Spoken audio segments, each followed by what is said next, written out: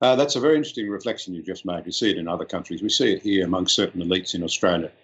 It's profoundly anti-democracy. You don't support a leader, so you therefore deny his legitimacy. You're actually denying the people's choice. You're insulting the people who supported him. And that is a big shift in America. But to pick up on one comment you made, you referred to New York not being typical America. The reality is, I think, that there are many Americas, and that the view we get of America in Australia is often Hollywood or West Coast or East Coast. Yeah. The former ambassador, Kim Beazley, who was a political leader in Australia, a man I have enormous regard for, served there for a very long time in Washington. And he made this point to him. He said, we miss the essential cultural, family and church strength of middle America that's not commonly portrayed. Are you saying that's still strong and vibrant in your view? Oh, there's no question. It's been strong since Tocqueville in 1826. It's been strong since 1776 and since 1750 when George Whitefield was preaching up and down the 13 colonies. It is the backbone of our liberty. We would have no liberty and no self-government if not for those good people who are virtuous, who govern themselves, and by governing themselves enable self-government in the larger sense. That is what has enabled America to be the freest and most prosperous country in the world. And it's not because American people are better. American people are precisely like other people around the world. It is the culture of self-government that needs to be taught, and that was taught for generations, but that since I was a kid, roughly speaking, has ceased to be taught. So people don't understand how it works, why it's good, why it's fragile, and we have to make sacrifices to keep it. And we don't really talk so much about why it's worth fighting for. And so most people tend to take it for granted, tend not to see that it is a glorious privilege to live in a truly free country, to govern ourselves. It's a glorious privilege. None of us deserves it. And the least we can do is preserve it for future generations and try to help give it to the rest of the world so that other people around the world can live this way and not live under, tyrannous bureaucracies or tyrannous leaders, dictators.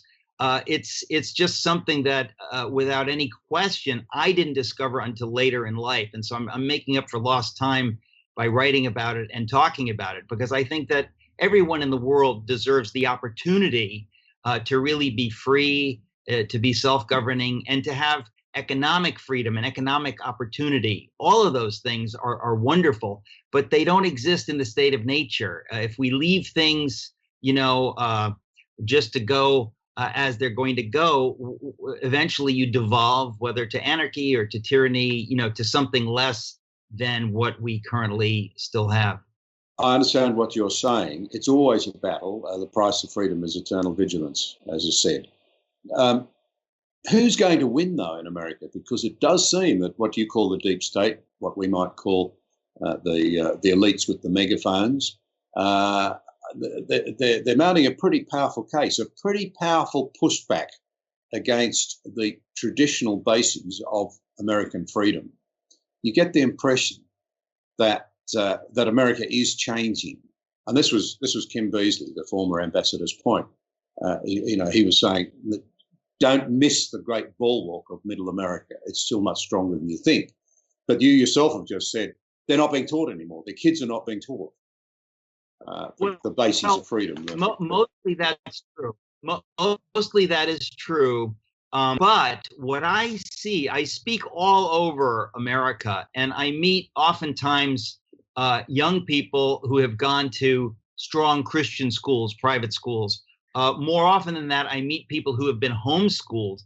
They are going to take over the world. They are so well educated and so well versed in everything we're discussing that they give me tremendous hope for the future of America. We are in a fierce battle, but I think the battle in which we find ourselves is a sign of health and strength. I think that the so-called deep state, these bureaucrats who are really globalists and who are fundamentally anti-American, anti-freedom, anti-liberty in the American model, these people realize that they're in the fight of their lives. They don't want to lose, and so they're fighting with all their might and main. They've never had to do that before. They've gotten away, as I said earlier, with murder, figuratively and literally, under previous administrations. This president is forcing them to fight. I think the strength of those Americans who understand America and who love America is greater than the strength of our enemies, and we are willing to fight. I also think, if I can be blunt, that God is on the side of those who want to fight for freedom. God is not on the side of tyranny, whether it's bureaucratic tyranny or global cultural elite tyranny or the tyranny of King Jong-un. So I really do believe that these things they may be a battle, but I have great hope. There are days when I have less hope, but most days I have absolutely great hope. I see the decline of what have been the cultural elites that have held power. I see their decline. The New York Times, for example, has devolved into absolutely opinion journalism. They used to be the paper of record, and they and many others who have a great name, a great brand, they're living off their past. When we say the New York Times, it means something. Well, it isn't anymore what it means. The same thing could be said for all the elite institutions, Yale and Harvard. They have gone so dramatically downhill and have failed so spectacularly in the last decades that they're simply clinging to their name and to their brand. But they're effectively dead. Whatever they were once, they no longer are. And I think that these things more and more and more are becoming clear to people. I think the COVID pandemic has gotten tons of people to rethink the basics. Why don't I homeschool my kids? It hasn't been so bad. And by the way, they've been behaving better when they're home. What kind of influences have they been under at school?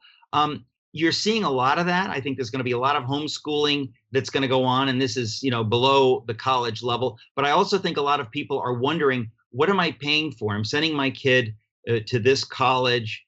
Maybe I want to rethink that. And I'm convinced, John, that this country, America, was created by God to be a beacon of liberty. Lincoln, our greatest president, said that we are God's almost chosen people. What he meant by that was that we've been given a gift that we don't deserve, and that gift is to hold high the torch of liberty for the rest of the world, not for ourselves, for the rest of the world, to be a beacon of liberty so that those in the Soviet gulag would know that there are people out there fighting against them, that there's a president named Reagan who speaks against the wall in dividing Germany.